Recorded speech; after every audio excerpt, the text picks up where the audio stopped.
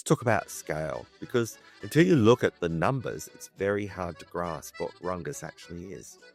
The market covers 232 hectares. To put that into perspective, it is slightly larger than the entire Principality of Monaco, and roughly the size of a small town. With those 232 hectares, there are 72 hectares of covered buildings, including 47 hectares dedicated purely to commercial use.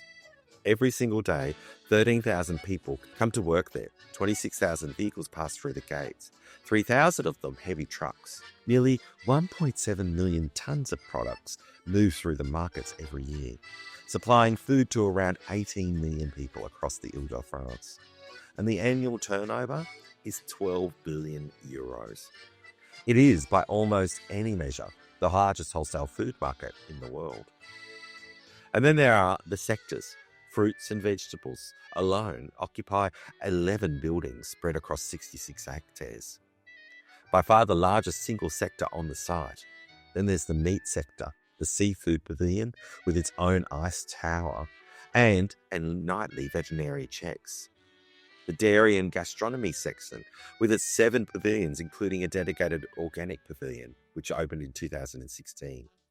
And there's an entire section devoted to cut flowers, potted plants and horticultural products. Every night from around 3 a.m, all of this comes alive simultaneously. Buyers moving between pavilions, trucks unloading at loading docks, veterinary services conducting checks on fish and meat, 10,000 samples analysed every year for hormones, parasites and toxins. And then, as reliably as the sun comes up, by 11 a.m, shelves are empty and the market goes quiet. The whole extraordinary machine resets and prepares to do it all over again tomorrow night. So let's walk the site, because Rungis isn't just a market, it's essentially a small city, organised into distinct neighbourhoods, each dedicated to a different category of food, and each with its own culture, its own rhythm, and its own cast of characters. The fruit and vegetable section is where you start, simply because it's the largest. 11 buildings spread across 66 hectares with 9 dedicated sales pavilions. A specific tile for the Île-de-France producers, bringing in local seasonal produce, and a series of logistical warehouses behind it. This is the sector that most people picture when they think of Rungis. Towers of crates, forklifts moving at speed, buyers examining produce under the harsh white light of the pavilions at 4 a.m. It is busy and it is loud, and it is the engine room of the whole operation. The meat sector arrived 4 years after the rest of the market in January 1973, and today it is one of the most impressive parts of the site. 1 pavilion for butcher's meat, 2 for pork, 1 for poultry and game, and 1 for offal, and 8 warehouses behind that. The seafood sector, known at Rungis as the Marais, the tide, operates with its own particular intensity, with veterinary services conducting checks every single night and an ice tower dedicated purely to keeping the fish at the correct temperatures from the moment that they arrive. And then there is the dairy and the gastronomy sector, 7 pavilions including 2 dedicated to dairy products, 4 to catering supplies, and since 2016, a standalone organic pavilion, inaugurated by President Francois Hollande, part of an ambition to double the market's organic supply within 5 years. Finally, perhaps the most surprising section for the first-time visitors is an entire area dedicated to horticulture and decoration, with an air-conditioned pavilion for cut flowers and foliage, 3 heated pavilions for potted plants, 2 greenhouses, and a series of mixed buildings for plants and accessories. Rungis supplies not just the restaurants and food shops of Paris, but the florists too, which somehow makes the whole place feel even more extraordinary than it already is. There is a tradition at Rungis that I think deserves its own episode, frankly.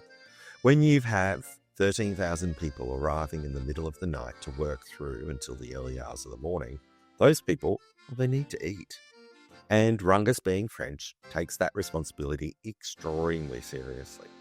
The market has its own restaurants, proper restaurants, not canteens. They open in the early hours and serve full meals to the buyers, wholesalers, truck drivers, and workers who keep the place running.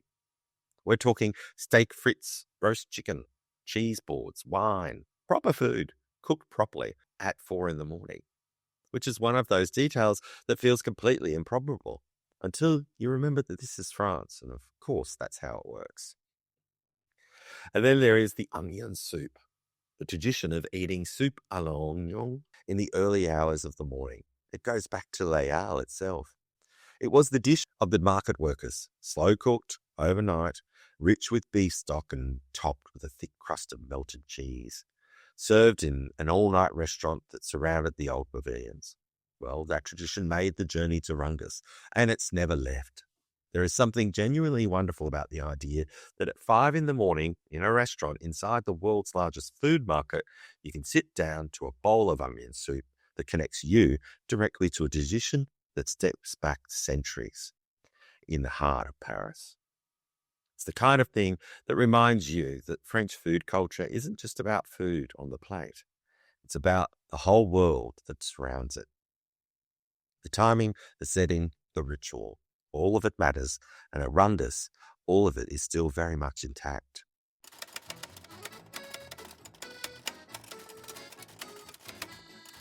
Right, a quick pause before we go any further. If you're enjoying this and want more of this kind of thing in your life, come and find me on Substack. It's called Fabulously Delicious. Same name, but different format, and it's where I share the things that don't always make it onto the podcast. Restaurant tips, recipes that I'm currently testing, French food finds, behind-the-scenes stories from life out here in rural France, and honestly, just the kind of food gossip that comes with living and breathing this stuff every day. Think of it as the bonus course after you've had your weekly audio entree. A little more personal, a little more detailed, and very, very French. For those of you who are new here, welcome, and I'm so glad that you found us. I was a contestant on MasterChef Australia back in, 2013, which completely changed the direction of my life. And not long after, I moved to France. And now I've been here for more than 10 years, living in the French countryside, hosting cooking classes and culinary experiences, as well as spending a frankly unreasonable amount of time thinking about food. French food. The podcast, the Substack, cooking classes, it all comes from the same place. Genuine love of French food culture and wanting to share it with you, the people that love it the same as me. You can subscribe to the Substack for free or go paid if you'd like to support the podcast and help me keep making it. Every paid subscription genuinely makes a difference, and I really am grateful for every single one. You'll find the link in the show notes for this episode, or just simply go to andrewpryorfabulously.com for more details. Why not come for the croissants, but stay because you're fabulous?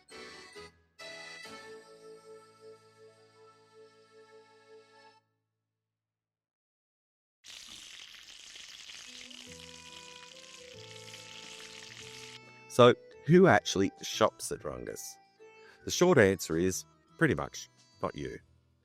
At least not without some planning. Rungis is a wholesale market, which means it is strictly reserved for accredited professionals. To buy here, you need a buyer's card, which requires proof of a registered professional activity, such as a restaurant, a food shop, a catering business, or a florist. You cannot simply just turn up at the gate with a shopping bag and a sense of adventure and expect to be let in. The market exists to supply the trade, and it takes that purpose seriously. On any given night, the buyers moving through the pavilions are restaurant chefs, including some of the most accredited and celebrated in Paris. Fishmongers, butchers, greengrocers, caterers, hotel buyers, and supermarket wholesales. They are all doing business in the particular intense focused way that people do when they are spending serious money on serious quantities of food at 4 in the morning. But that said, Rungis is not entirely closed to the curious. The market runs official guided tours for visitors, and if you have any interest in food at all, I would put it near the top of your list when you're next in Paris. There's something extraordinary about walking through those pavilions in the middle of the night, watching the whole operation unfold around you, the crates, the produce arriving, the buyers examining and negotiating, the refrigerated trucks backing up the loading docks, The restaurants filling up with workers taking a break. It is Paris at its most real and its most alive. In a way that, well, no restaurant or food shop can quite replicate. The market's quality standards are extraordinarily high. 10,000 samples are analysed every year. Nightly veterinarian checks on the seafood, strict controls on everything from hormones in the meat to toxins in fish. That rigour filters directly into the quality of what ends up on Parisian plates. Rungis doesn't just supply French gastronomy. In a very real sense, it underwrites it. And the relationship goes both ways. The presence of the world's greatest concentration of food professionals in just one place, chefs, wholesalers, producers, importers, creates a market that is uniquely responsive to the demands of serious cooking. When a new ingredient becomes fashionable in Parisian kitchens, Rungis finds a way to supply it. When a producer in Brittany lands an exceptional catch of oysters, or a farmer in Provence brings in the first tomatoes of the season, Rungis is the mechanism that gets those ingredients to the people who can do the most extraordinary things with them. It is, in the most literal sense, the engine room of French cuisine. If you'd like a little more fabulously delicious between episodes, come and join me on Instagram. I'm at Andrew Pryor Fabulously. That's where I share bite-sized French food history, fun facts, behind-the-scenes moments, and plenty of everyday life in France. It's the perfect little snack between podcast courses. And if you prefer to watch the podcast as well as listen, you can find the full video episodes over on YouTube. Same stories, same deliciousness, just with my face attached. More food, more stories, more fabulous. Come join the party. It's très scrollable. Apparently that's something young French people say.